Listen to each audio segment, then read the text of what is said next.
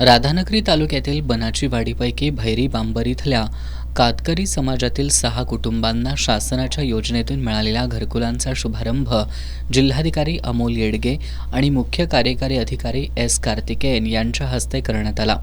यावेळी 36 जणांना आदिवासी जातीच्या दाखल्यांचं वाटप करण्यात आलं।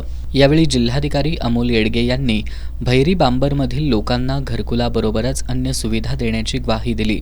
6 लाभार्थी चेक करा, कारण आपली भिंत आहे ती कॉमन भिंत होणार आहे, त्यामुळे खर्च आपला कमी होणार आहे। आणि गावचे सरपंच, गावातले ग्रामसेवक, मंडळ अधिकारी, पोलीस पाटील, तंटामुक्ती समिती अध्यक्ष, प्रत्येकाने हे घर आपलं स्वतःचं घर आहे म्हणून या लाभार्थ्यांसाठी काम करायचं। आणि तुम्ही ज्या डिमांड केल्या त्या डिमांडमधली जर कामं तुम्हाला जर काही मंजुरी करावी अशी जर अपेक्षा असेल तर 100 दिवसामध्ये तुम्ही घर पूर्ण करून दाखवा। तर 100 दिवसामध्ये 100 दिवस म्हणजे आपण असं 100 दिवस तर 100 दिवस 101 नंबर आहे म्हणून आम्ही म्हणतोय, पण घर पूर्ण करायचं म्हटलं तर 3 महिन्यामध्ये 4 महिन्यामध्ये सुद्धा घर पूर्ण होऊ शकतं। फाउंडेशन जर झालं की पुढे जास्त वेळ लागत नाही, त्यामुळे तसं प्लॅनिंग करून आज 12 मार्च आहे, आपल्या महाराष्ट्राचे पहिले मुख्यमंत्री यशवंतराव चव्हाण यांची जयंती सुद्धा आज आहे। दिवस आजचा चांगला आहे।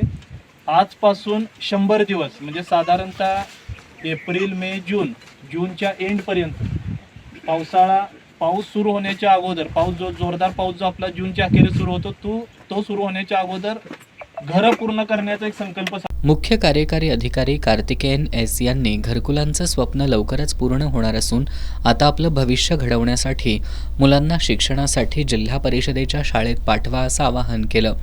गटविकास अधिकारी सर्जेराव पाटील यांनी भैरी बांबरमध्ये राबवलेल्या विविध योजनांच्या सद्यस्थितीचा आढावा घेतला।